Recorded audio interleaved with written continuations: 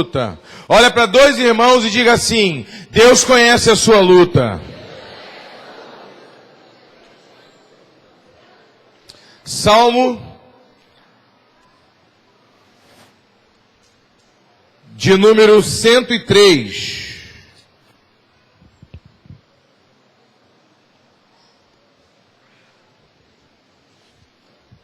Versículo 13. Salmo de número 103, versículo 13, que diz assim: assim como um pai se compadece dos seus filhos, assim o Senhor se compadece daqueles que o temem. Pois Ele conhece a nossa estrutura e lembra-se de que somos pó. Deus conhece a nossa estrutura. Deus jamais vai dar um passo ou vai exigir algo de nós além da nossa estrutura. Tem uma passagem na Bíblia que diz, o apóstolo Paulo escreve aos Coríntios, ele diz que Deus é fiel, jamais nos deixará ser tentado além do que nós podemos suportar. Domingo passado, quarta-feira passada, eu falei de um adágio popular. Isso não é bíblico. Eu disse que Deus, nós tínhamos o costume de dizer que Deus dá o frio conforme o cobertor. Então, isso aí, eu criei isso como um paradigma. Deus não vai me dar uma dificuldade que eu não posso suportar. A verdade é que eu estou reformulando esse entendimento. Eu acredito que Ele manda o frio, Ele dá o frio. E o cobertor nós temos que tecê-lo. Deus não dá o frio conforme o cobertor, Ele só dá o frio. Ele dá o algodão, Ele dá a linha, Ele dá a seda, Ele dá toda a matéria-prima para eu construir e me preparar para o frio. Quem está entendendo? Então o que Deus nos dá é a capacidade de suportar os dias maus. Mas Ele primeiramente, Ele conhecendo a minha dificuldade, a minha luta, Ele me dá ferramentas para vencer a dificuldade. A Bíblia diz que até aqui nos ajudou o Senhor. Samuel ungiu aquela pedra e disse, Ebeneze, o nome desse lugar é Ebeneze, porque aqui nos ajudou o Senhor. Ele não disse, até aqui o Senhor fez tudo por nós. Ele disse, até aqui o Senhor nos ajudou. O Senhor nos tomou pelas mãos e nos ajudou. Agora olha só que maravilhoso. Como um pai se compadece de um filho que o ama. Ele conhece a nossa estrutura, Ele sabe que nós somos pó. Isso é Deus que Ele quer trabalhar na nossa vida na área espiritual, na área emocional, na área financeira, na área familiar, porque Ele nos compreende. Ele entende os nossos limites e Ele trabalha com cada um de forma diferenciada, porque cada um tem uma história de vida, cada um tem uma estrutura, cada um tem uma forma de vida. Uns foram abusados sexualmente, até por parentes da própria família. Outros estão passando lutas financeiras terríveis, que está chegando a agredir, no caso, o seu, não digo um orgulho, né? Mas ferindo todo aquele sentimento de supridor do lar, não é isso? Não tem um problema nenhum de ser sustentado por outras pessoas. Não é essa a questão. Mas o homem gosta de comprar o seu próprio pão, né? Sustentar a sua família. Tem uns que estão cabisbaixos, estão para baixo por isso. Outros por causa de uma doença, que não consegue vencer uma doença. Outra, uma mulher por causa de uma disfunção hormonal clínica, engordou demais ou emagreceu demais, está com a autoestima lá embaixo. Então cada um tem um histórico de vida. Então Deus jamais Ele vai trabalhar com todo mundo como se todo mundo fosse igual. Ele trabalha de forma especial com cada um de nós. Por isso Ele nos amou primeiro, quando ainda éramos miseráveis pecadores. Ele nos trouxe para o reino dEle, para um relacionamento pessoal. E dentro desse relacionamento pessoal, Ele vai nos conduzindo, norteando a nossa vida, segundo as nossas potencialidades, segundo aquilo que a nossa história de vida. Ele vai nos compreendendo. É por isso que existem questões da nossa vida que ninguém nos compreende. Você já tentou conversar com um líder? Você já tentou conversar, sei lá, com um psicólogo? Você já tentou passar o que você está sentindo para outra pessoa com palavras e você não consegue achar na sua mente palavras para explicar? Você fica assim na situação tão desconfortável que você quer ser compreendido pela outra pessoa, você se esboça para falar, você tenta ser compreendido pela outra pessoa, mas você sabe que você não está conseguindo acessar a mente daquela pessoa para ter a compreensão do que está passando na sua mente. E aí você sai com um sentimento de vazio. Você sai dali pensando, eu não fui compreendido. O meu pastor não me entendeu. O meu pastor não sabe o turbilhão que está dentro de mim. Ele não adianta, eu estou tentando falar para ele não consegue entender. De fato, existem coisas que eu não vou entender, nem por palavras, nem você escrevendo, nada eu não vou. Existem questões nossas que são tão pessoais, que somente Deus vai entender. Quem está entendendo? Mas o problema é, quando uma pessoa entende que o nosso Deus, Ele é o único que consegue acessar o núcleo do nosso sentimento, o núcleo, a camada mais interna do nosso ser, só Ele nos compreende, nós levamos isso de forma negativa e nos entregamos. Nos entregamos à depressão, nos entregamos a tristezas profundas, nos entregamos e dizemos, ainda bem que o Senhor me entende, e se larga. Não é assim. Deus te entende não para confirmar uma derrota na sua vida. Deus, Ele quer se mostrar um Deus presente que entende o mais profundo do âmago do teu ser, não para poder comprovar ou reafirmar que você é um coitadinho de fato, mas para dizer, eu te compreendo, mas não aceito a sua situação.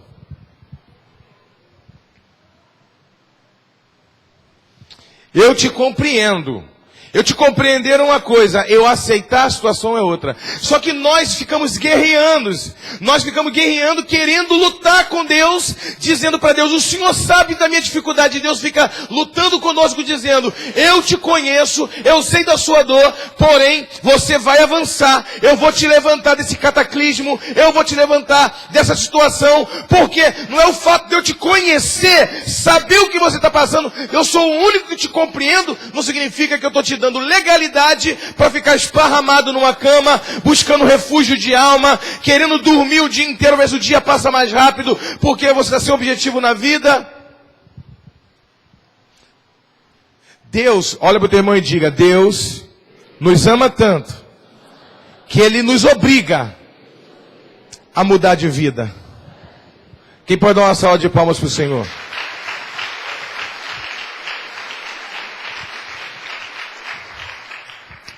Algumas pessoas dizem assim, apóstolo, quem já ouviu isso? Ser crente é muito difícil, porque crente passa muita luta. Quem já ouviu isso? Crente passa muita luta. Irmãos, eu quero desfazer essa má compreensão. Isso é uma má compreensão. Crente não passa muita luta. Todos nós passamos muita luta. Jesus disse que no mundo tereis aflição. Aflição, botei um R aí. Mas tem de bom ânimo, não é isso? A Bíblia diz que qualquer pessoa de qualquer religião iria ter aflição. Qualquer pessoa de qualquer estado, seja de classe social, de qualquer família, seja de qualquer país, qualquer pessoa no mundo, enquanto você estiver nesse corpo físico, você vai passar aflição. Porém, Jesus está conosco. Ele vai nos ajudar. Agora, existe uma questão. O diabo, ele é muito sujo. O diabo, ele é o pai, ele é um maquiador. Ele começa a burlar as coisas. E Deus não. Deus nos ensina a ser filhos responsáveis. Então essa fama de que crente passa luta é por causa disso. Imagina só. Durante toda a nossa vida existem pedras que nós temos que tirar do caminho. Tá? Não é igual o Dumont de Andrade que diz, na pedra tem o caminho, não sei o que lá na pedra tem o caminho. Mas ele não tirou a pedra, ele só falou que tinha. Agora, tem uma pedra no meio do caminho. E aí Deus olha e diz, tá vendo essa pedra? Tira. Pode ser uma pedra pequena que não vai te custar nada tirar. Você vai arrancar essa pedra do caminho. Você vai dar 2 passos, vai ter uma pedra maior, que vai ser mais desconfortável você tirar. Mas você vai querer passar direto, você vai querer pular por cima dessa pedra. Mas Deus vai falar, abaixa e tira a pedra.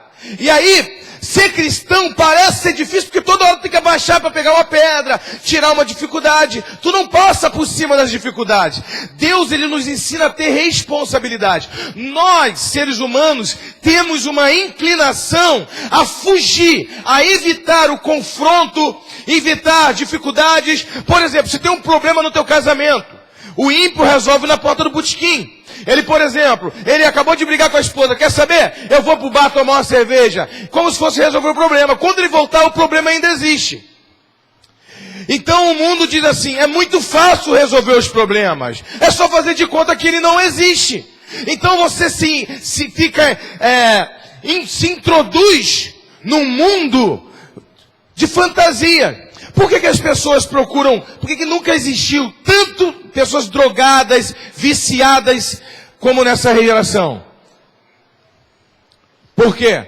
As pessoas vivem sem objetivos, sem Deus, sem foco, sem alegria. A vida delas é uma total tristeza e elas preferem viver em viagens psicodélicas do que encarar a realidade. Por quê? Se eu encher minha cara de droga, se eu encher minha cara de cachaça, e quando eu tiver naquela viagem psicodélica, eu crio um mundo para mim surreal. E isso é melhor do que encarar a minha vida de cara limpa. Encarar a situação de que eu sou pobre e eu tenho que trabalhar para melhorar de vida, me tornar um homem bem-sucedido. Já que eu sou pobre mesmo, então eu vou encher a cara de droga e vou viver numa viagem psicodélica para não encarar a minha pobreza. Aí tu gasta o pouco do dinheiro que você tem ainda para poder financiar essa viagem mentirosa. E aí nunca prospera, nunca enriquece. Eu tenho um problema com a minha família. O meu pai não me ama, a minha mãe não me ama. Eu vou fazer isso para disfarçar um problema. Um problema tem que ser resolvido. O problema tem que ser curado, tem que ser sanado. E aí as pessoas acreditam que o evangelho é difícil. Por que acreditam que o evangelho é difícil? Porque Deus não deixa nós passarmos por cima das pedras que nós temos que tirar. Ele nos mostra. E isso nos incomoda.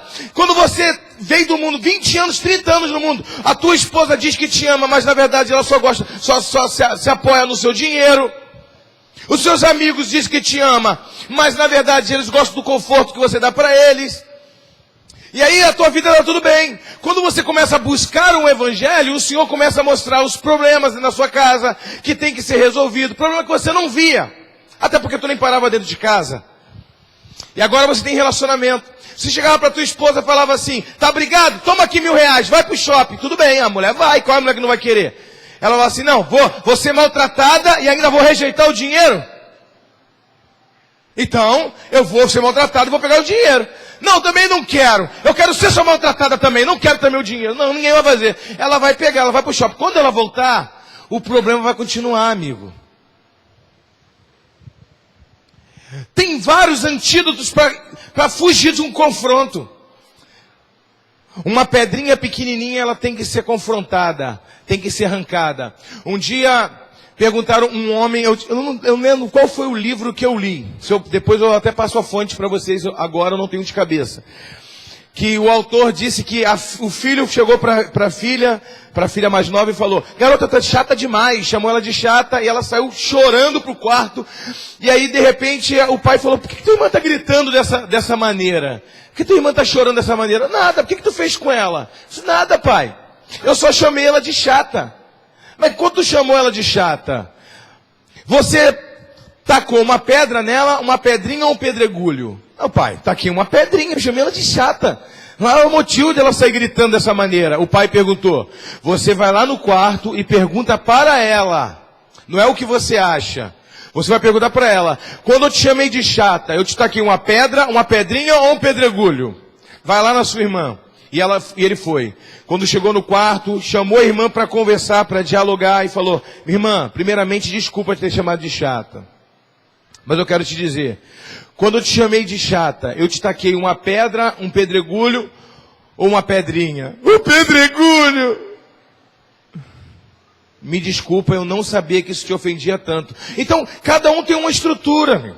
Você tem que respeitar as pessoas. Por isso Jesus disse, Ame o teu próximo como a ti mesmo. O que é altruísmo? Eu me colocar diante de uma pessoa, antes de liberar uma palavra para ela, se eu fosse comigo, como que eu reagiria a essa palavra? Se eu tivesse na igreja aqui, um irmão fizesse uma fofoca, nem que seja mínima de mim, como é que eu ficaria? Essa crítica me estimularia mais a buscar a Deus, a ir para a igreja? Ou eu nunca mais botaria o pé na igreja?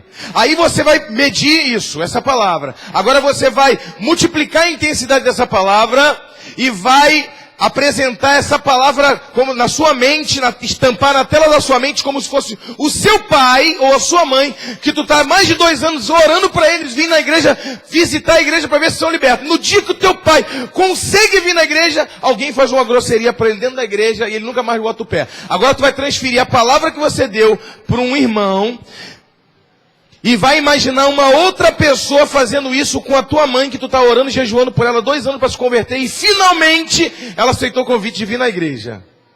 E uma pessoa olhou de cara feia para ela e falou, aqui é o meu lugar. Ou fez alguma coisa, igual você fez com alguém. Um exemplo, tá bom? Qual o impacto? Isso é prudência. A prudência é saber calcular a consequência que o impacto vai ter. O impacto que vai ter cada consequência. É saber calcular o impacto de uma palavra, o impacto de uma atitude, o impacto de uma decisão. Isso é prudência. O que vai gerar isso lá na frente? E aí, Jesus, ele nos ensina isso. Aí o evangelho fica ruim mesmo, para quem não quer compromisso com a família, quem não quer compromisso com o trabalho, quem não quer compromisso com a sociedade. O evangelho passa a luta. Não é a luta. Jesus começa a te mostrar, mas eu vou te mostrar um benefício nisso. Tem uma passagem na Bíblia, de Eclesiastes 12, que diz assim, lembra do teu Criador no dia da tua mocidade, para que quando chegar os dias maus, você não diga, não vejo nele alegria, contentamento. Por quê? Porque quando você lembra do teu Criador no dia da tua mocidade, você vai catando as pedras que tem que ser catada agora. E aí o homem vive como se não existisse problemas, como se não existisse Deus, e quando ele chega na sua melhor idade, que é chamada de melhor idade, por que é a melhor idade? É a terceira idade, que é agora que é para ele desfrutar de toda a estrutura que foi criada a vida toda, a sabedoria que foi forjada no seu caráter, viver uma vida de deleite, olhando a família, olhando os netos, não é isso? É a melhor fase da vida. Por isso que é chamado de melhor idade. A pessoa está carregando um saco de pedra que era para ele ter te carregado quando era criança ou jovem. Ele agora está carregando de uma vez só nas costas, num corpo que não tem estrutura nem emocional, nem físico, nem nada. E aí, a Bíblia diz, lembra do teu Criador no dia da tua mocidade, para que quando chegar os dias maus você não diga, não vejo nele contentamento. Então o evangelho não é difícil. É maravilhoso. Deus te ajuda a carregar as pedras que agora, as pedras que o Senhor te mostra, as pedras são as dificuldades. Olha o teu irmão, diga, as pedras são as dificuldades. A questão toda é que, olha como é que são as coisas. O inimigo, ele quer te dar paz. Como que ele quer te dar paz? O inimigo quer te dar paz. Ele diz assim, larga esse problema de lado, vai tomar uma cervejinha na barraca, pega a paz que eu lhe dou. Jesus disse isso. A paz que o mundo dá não é a verdadeira paz. A paz que eu lhe dou, Jesus disse, é a verdadeira paz. Significa que o diabo também quer te dar paz. Ele quer te dar o sono da morte. Ele quer dizer para você que está tudo bem, só que você está impermeabilizando a ferida, o pecado, cristalizando e levando ele contigo para o teu futuro.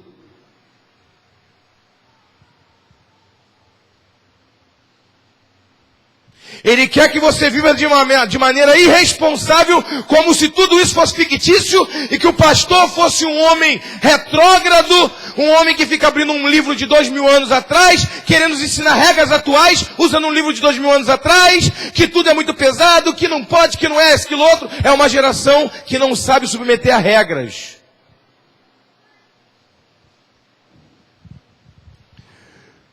A pedra que Jesus te mostrou para tu tirar hoje do teu caminho, essa pedra, ela é para hoje.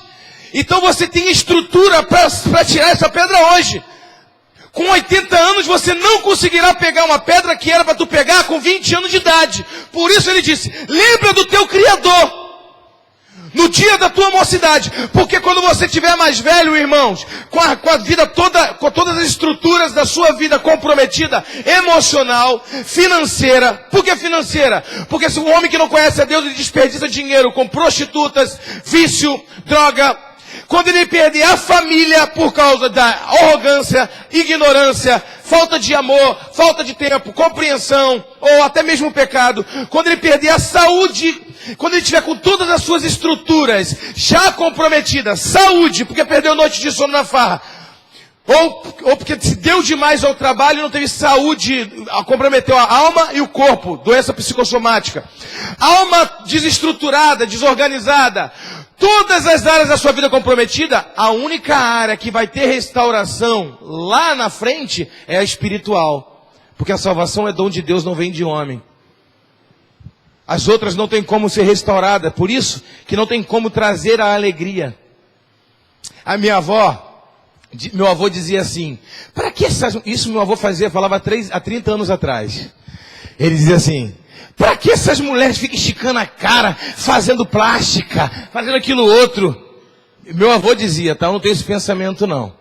Mas ele dizia assim, e a tristeza da velhice, como que vai esconder? Ele dizia isso. Quem já ouviu essa frase? Só eu, né? Só meu avô, né? Pode esconder, pode se rejuvenescer pela tecnologia, mas é a tristeza da velhice. Sabe quem está querendo da tristeza da velhice? Quem já viu aqueles velhinhos que ficam sentados no portão? Estou falando sério, quem já viu? É muito triste. Ainda estão melhores do que aqueles que estão no asilo.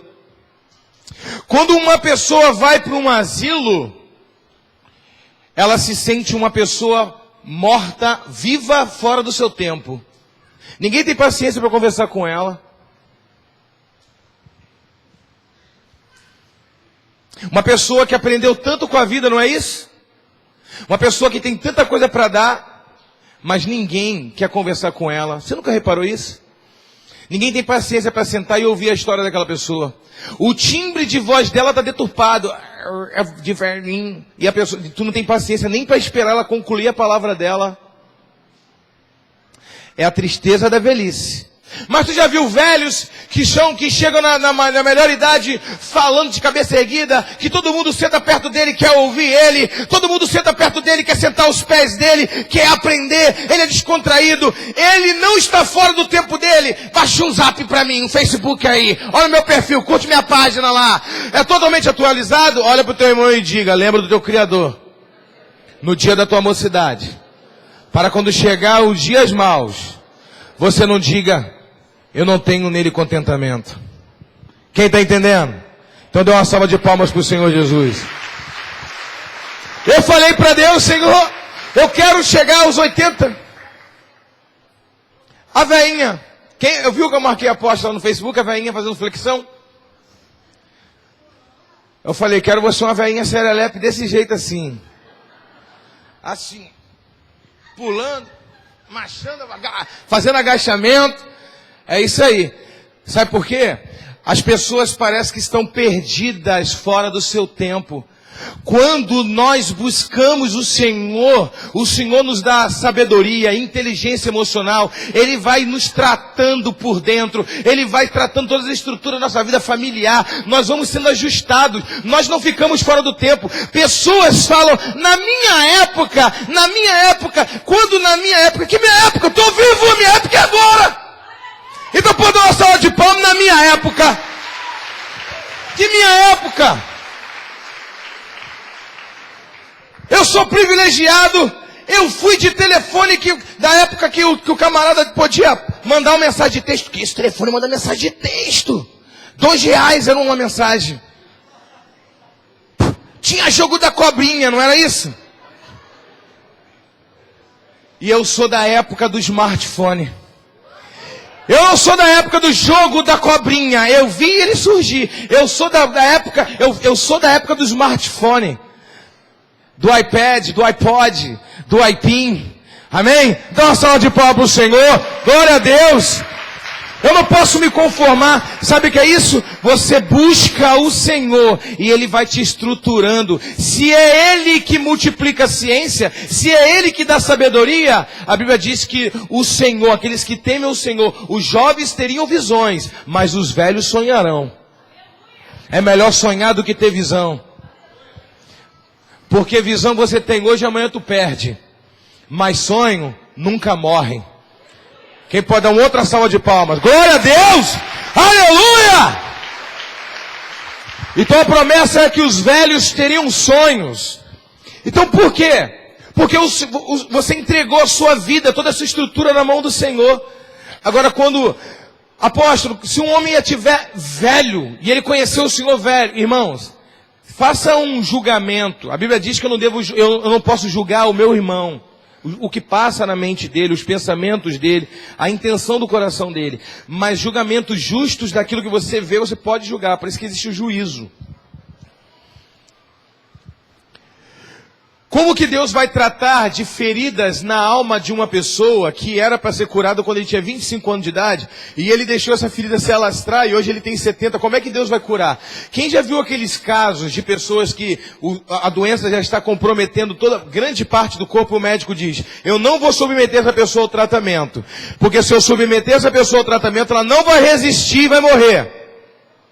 Porque era ferida que era para ser tratada há 20 anos atrás, não agora. Então existem coisas na alma, feridas na alma, existem estruturas que quando você estiver velho, que Deus não vai ter como tratar em você. Ele vai te salvar pela graça, Ele vai te salvar. Aí se cumpre o que Eclesiastes disse, lembra do teu Criador no dia da tua mocidade. Não empurre para frente, não seja um procrastinador. Resolva os problemas agora de maneira responsável, os problemas são de hoje, porque a palavra do Senhor diz que eu, Senhor, eu fiz os dias bons e também fiz os dias maus. Quem fez os dias maus não foi o diabo. Quem fez os dias maus também foi Deus. Os dias maus são para tecer o nosso caráter e nos aprovar. Os dias maus é para poder levantar a nossa estima. É para criar em nós resiliência. E provar que nós estamos focados naquilo que Deus colocou no nosso coração. Ou daquilo que nós determinamos em nosso coração. Se todo mundo viver só dia bom, como que você poderia provar o seu valor diante do Senhor? Deus não quer que nenhum de nós cheguemos diante dele desmerecidos. Com sentimento de desmerecimento. Ele não quer que nós nos acheguemos a eles com orgulho religioso e vaidade religiosa. Ele quer que nós reconhecemos a graça dele operante em nós. Mas ele quer também a gente de cabeça erguida, dizendo, olha, Deus fez na minha vida, mas eu também me submeti ao tratamento, eu me submeti à prova, à dificuldade, à resiliência, à dificuldade. Eu tive uma parcela nisso. Quem está entendendo? Então o Senhor conhece a tua luta. O Senhor conhece a tua dificuldade. Mas o Senhor não quer que você se esconda nessa dificuldade para se esconder do propósito que Ele tem. As coisas de Deus conosco, a nossa intimidade com Deus, é para nos promover, não para nos coagir. Eu de fato não consigo entender a sua dor, nem a sua dificuldade. O homem, ele quer muito um Deus todo-poderoso. Deus quer, todos nós queremos um Deus todo-poderoso. Quem quer um Deus fraco? Todos nós queremos um Deus que é poderoso. Eu quero servir um Deus que eu sei que se tiver uma bala perdida, Ele vai me defender. Que Ele está tão presente para me livrar de uma bala perdida. Eu quero um Deus que me sustente no momento de maior dificuldade. Eu quero um Deus que seja todo-poderoso. Mas ao mesmo tempo, esse Deus é todo-poderoso. Será que Ele me compreende? Aí vem a dúvida na nossa cabeça. Porque Deus, Ele é todo-poderoso. Ele pode tudo. Como é que Ele me compreende? Se Ele pode tudo. Ele sabe o que é uma dor de cabeça? Uma dor de dente? Ele sabe o que é falhar? Ele sabe. Então, ao mesmo tempo que nós queremos um Deus todo-poderoso, nós queremos um Deus que nos compreenda nos mínimos detalhes.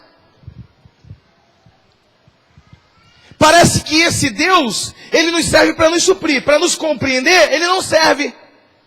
Quem já foi no enterro de alguém que perdeu o marido, você está com o teu marido do lado, aí você chega e fala assim, meus pêsames. Aí a mulher fala assim, meus pêsames, meus sentimentos, meus pêsames significa meus sentimentos. A mulher fala assim, então teu marido morreu? Não. Então por que está me dando teu sentimento? Tu não sabe o que é o sentimento de perder o marido? Uma pessoa perde um filho, a gente fala, meus sentimentos. Tu já perdeu algum filho? Não. Então tu pode dar teu sentimento. Tu não me compreende. Você pode dizer assim, ó, que o Espírito Santo console teu coração. Dá os sentimentos. Agora, uma pessoa que já perdeu um filho, ela pode dar os sentimentos dela ou não pode? Ela pode falar assim, ó, meus sentimentos. Eu sei o que você está passando. Ela quer alguém que já passou pelo que ela passou. Ela quer alguém que lhe compreenda, que só alguém que já passou. Aí você pensa, eu quero um Deus para me proteger, para me prosperar. Eu quero um Deus para me guardar. O meu guarda à minha direita. Eu quero um Deus todo poderoso para cuidar de mim. Mas esse Deus é poderoso, mas ele não me compreende. Eu vou procurar um psicólogo. Não, nada contra o psicólogo. Deus da sabedoria é o homem. Mas o psicólogo não vai te compreender. Porque se ele não perdeu um filho, ele não vai te compreender. Ah, ele estudou toda a medicina. Eu sei. Ele pegou até um cérebro na mão, eu sei. Mas a tua experiência é algo pessoal.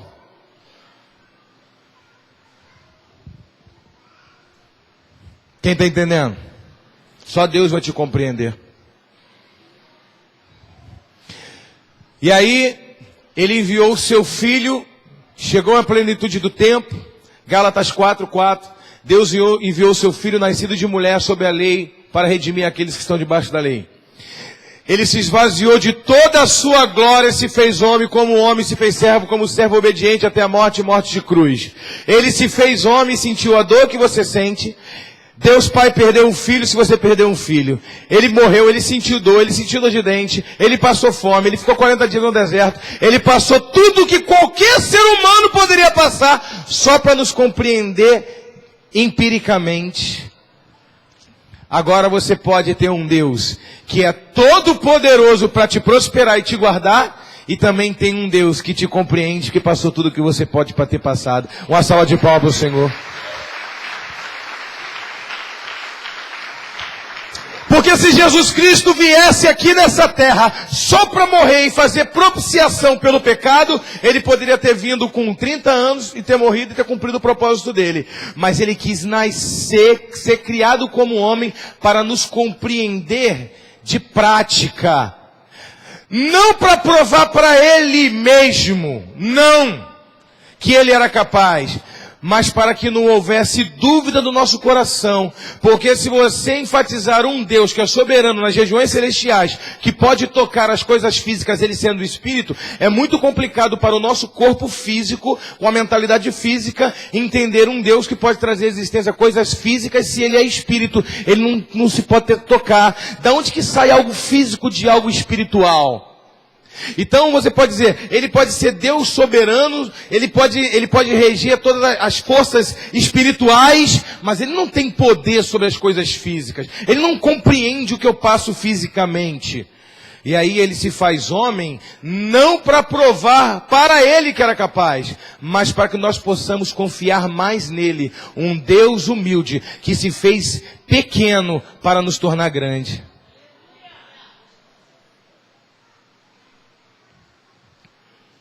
Seres humanos querem ser deuses. Seres humanos querem ser deuses. Eles são isso, daqui a pouco eles querem ser isso, eles querem chegar mais próximo de Deus, construir uma torre e fazer um nome para si. Não é isso que é a Torre de Babel? Significa dar nome. Babel em aramaico significa dar nome. Daremos um nome para nós.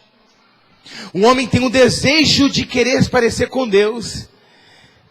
Agora, Deus desejar ser parecido com o homem. E ele tinha o maior orgulho de dizer, o Filho do Homem. O Filho do Homem, ele poderia dizer, o Filho de Deus, mas ele dizia, o Filho do Homem. Ele tinha orgulho de ser fruto também da humanidade. Quem está entendendo? Deus se fez homem para nos valorizar, para olhar no nosso olho e dizer, sou tão humano quanto vocês. E sou tão Deus como meu Pai.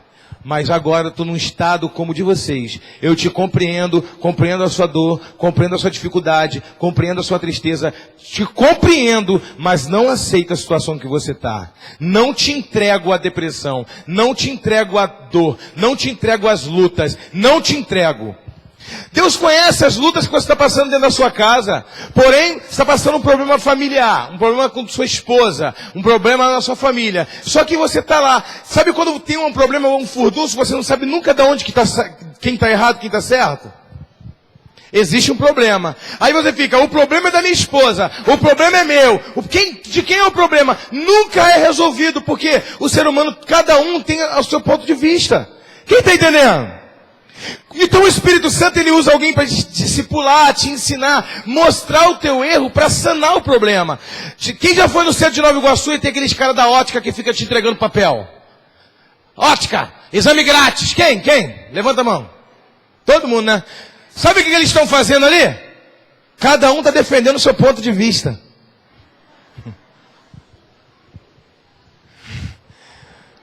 Uma salva de palmas para os oculistas, os zoístas. Deus me livre, nunca mal mexer nos meus. A questão é essa. Cada um está defendendo o seu ponto de vista. E aí você não consegue entender a outra pessoa. E aí Deus coloca pessoas diferentes para habitar na mesma casa. É só Deus que faz isso. E começa a ser travada uma luta dentro da sua casa. E aí Deus, ele faz o quê? Lembra do teu Criador. Mocidade não está relacionada à velhice ou a ser novo. Mocidade está relacionada à revelação, o momento da revelação.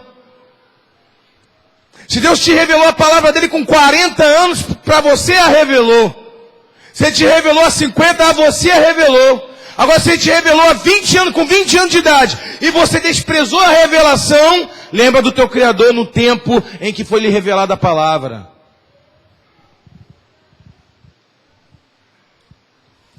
Quantos estão entendendo? Digam amém. Vocês já viram a pedra de cachoeira? Você já foi na cachoeira? Já viu as pedras de cachoeira? São boleadas, iguaizinho. São lisinhas. Quem já viu uma pedra de cachoeira? Você acha que aquela pedra de cachoeira, Alexandre, por Osbiseco, a gente tem que desenhar. Quando nós mostramos uma figura, a compreensão é muito maior. E você está sendo usado por Deus para imprimir na tela da mente do povo a maior compreensão do que é de fato uma pedra de cachoeira bem polida, bem...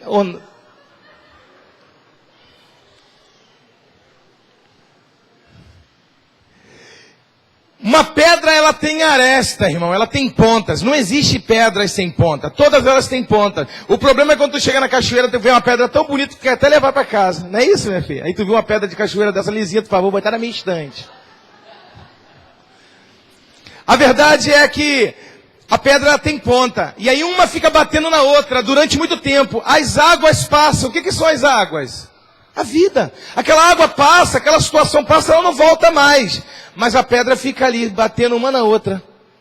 Só que as águas batem e a pedra rola. E ela vai quebrando as pontas, vão quebrando as pontas, até ela se encaixar e parar de se ferir. Elas se encaixam, elas ficam bonitas. Elas não machucam mais a outra. Deus conhece a nossa dificuldade. As dificuldades é para parar nossas arestas. Deus não quer. A gente vai estar no mesmo rio, no mesmo curso. O rio fala de vida, fala de curso, fala de destino. Você está entendendo? Vocês vão continuar juntos. Mas uma hora, irmão, vocês vão parar de se machucar. Ou vocês se encaixam e param de se machucar, ou vem uma enxurrada e separam vocês definitivamente. Eu contei a história, eu quero contar 3 histórias aqui para eu finalizar a pregação. A primeira é a da cerca. Eu falei uma vez aqui da cerca que você vai bater num prego, cada palavra que você dá para tua esposa, por exemplo, toda palavra que você dá, libera uma palavra, é como se você estivesse pregando uma madeira. Quem já esteve nos Estados Unidos, ouviu no filme americano aquelas cerquinhas branquinhas, de tábua, que divide a casa do vizinho, a sua do seu vizinho? Então, cada palavra que tu dá, tu prega uma tábua. Cada palavra que tu dá, tu prega uma tábua. Por mais pequena ou menor que seja essa tábua, essa palavra, é uma tábua. Ah, sou ignorante. Ah, você é aquilo outro. Ah, você que não tem jeito não. É muito difícil conviver contigo. A mais simples ou a mais brusca, mas você vai botando uma tábua. Se você não se arrepender das palavras que você liberou, você vai construir uma cerca. E essa cerca vai separar você da tua família. Você constrói uma cerca com a sua própria palavra. Quem está entendendo? Cada palavra uma tábua. Chega uma hora que quando você estiver completamente cercado, essa cerca que você mesmo está construindo, por isso uma pessoa fala, ah, é só uma palavra, a bobeira está de frescura. Só que uma palavra hoje, uma palavra amanhã, uma palavra amanhã, depois, ela vai te separar. Só que quando você se arrepende daquela palavra, toda palavra que você pede desculpa é uma tábua que você arranca e você vai desconstruindo a cerca. E aí você fala, me desculpa, eu reconheço o meu erro, eu falhei. E aí você arranca a tábua. Cada vez que você pede perdão, reconhece o seu erro, você arranca uma tábua. Vocês já não vão se separar, mas repare que a estrutura fica abalada, porque a marca do prego fica. Vai ficar ali para sempre aquela marca do prego. Então o que Deus faz conosco? Ele nos conscientiza. O Espírito Santo renova a nossa mentalidade para poder lançar. Quem estava aqui no culto quando eu falei sobre uma voz profética nessa geração? Que Samuel viveu na terra e nenhuma das suas palavras caiu por terra. Todas as palavras que ele lançou teve destino, nenhuma caiu por terra, porque Deus respaldou todas as palavras de Samuel, nenhuma caiu por terra. Quantos querem ser profetas e nenhuma palavra cair por terra? Nenhuma palavra que sai da sua boca. Sabe o que é isso? É uma pessoa que dá som à voz de Deus, que dá som aos pensamentos de Deus. Ele abre a boca e ele começa a fisicalizar o som do pensamento, da voz de Deus. Ele pensa em falar, quando vem aquela vontade, eu vou falar, ele, não vou falar, porque eu vou botar só uma tabuazinha. Não vai me separar hoje, mas daqui 20 anos pode. Na minha melhor idade eu posso estar sozinho, porque eu não me arrependi das minhas palavras. E aí nesse turbilhão eu quero contar uma última história para vocês compreenderem, amém? Deus conhece a nossa estrutura.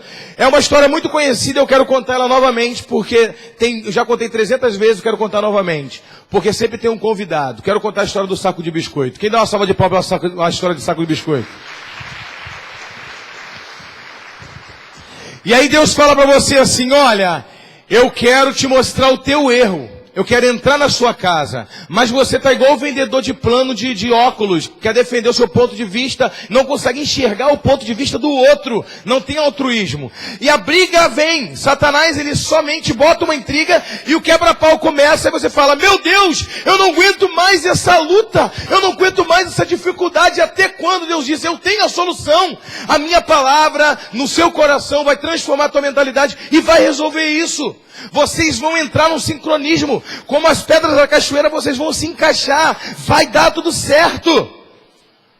E a história do saco do biscoito é a seguinte. Para as pessoas que acham que tem razão, né, de tudo. Uma mulher me assenta no banco, Marcelo, da praça. E ali começa a comer um homem sentado lá dela, começa a comer um biscoito. Um saco de rosquinha. Imagina um saco de rosquinha. E ela pega um biscoito, um cara vai e mete a mão, um estranho, mete a mão no saco de biscoito. Ela olha, um cara abusado. E aí ela pega um, o cara vai lá e pega outro, o sujeito pega outro. Ela pega um, e o sujeito vai e pega outro. E assim foi sucessivamente, até o último rosquinha. Quando chegou na última rosquinha, o ônibus estava demorando a vir, ela estava esperando o ônibus, ela pensou, que cara abusado, ela já estava irada, irmão. Ela já estava quase avançando nesse cara, ela estava quase dando nesse cara. Ela falou assim, cara abusado. Como gente abusada nesse mundo. E aí ela falou assim, agora eu quero ver se esse abusado vai ter coragem de comer a última rosquinha do saco. E aí o cara pegou a última rosquinha, irmão, quebrou no meio e deu na mão dela. Ela pegou a metade daquela rosquinha e saiu, irmão, mas muito ensandecida. Já saiu batendo o pé, querendo falar poucas e boas para aquele homem. E ela entra no ônibus, o motorista, o trocador fala, a passagem é tanta, ela mete a mão na bolsa para pegar o dinheiro. Quando ela olha, o saco de biscoito dela está dentro da bolsa inteirinho.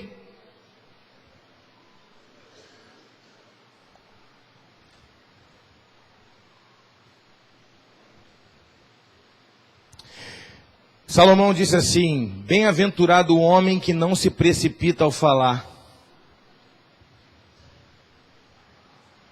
Melhor é o homem que refreia a sua língua do que um conquistador de cidades. Um adágio popular egípcio diz: falar vale prata, ouvir vale ouro.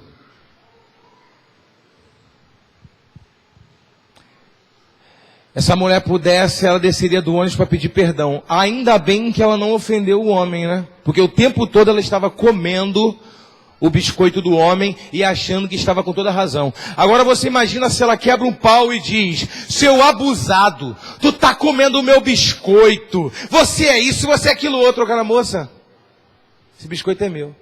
Aonde a cara dela ia? A reflexão, o autocontrole, o domínio próprio nos livra de vergonha que nós não precisaríamos passar. Tem gente que passa vergonha tão grande, irmão, que tinha que passar lá em 3 vezes. Passa vergonha em 3 vezes aí pra mim, porque eu não vou suportar ela de uma vez só. Sem juros, né? Quando a vergonha vem com juros é pior ainda. Sabe por quê? Porque não consegue se colocar no lugar. Sabe quantas vezes tu comeu o biscoito do teu marido achando que estava certo? Sabe quantas vezes tu comeu a rosquinha da tua esposa achando que estava certa? Eu tô certa! Sei que ela aquilo outro você... Irmão, para. O diabo, ele vem e joga uma fagulha. O furdunço vem, é da alma de vocês mesmos, mal resolvida. No Senhor. Quem pode dar uma salva de palmas para o Senhor? O Senhor conhece a tua dor. Se coloquem de pé. O Senhor conhece a sua dificuldade.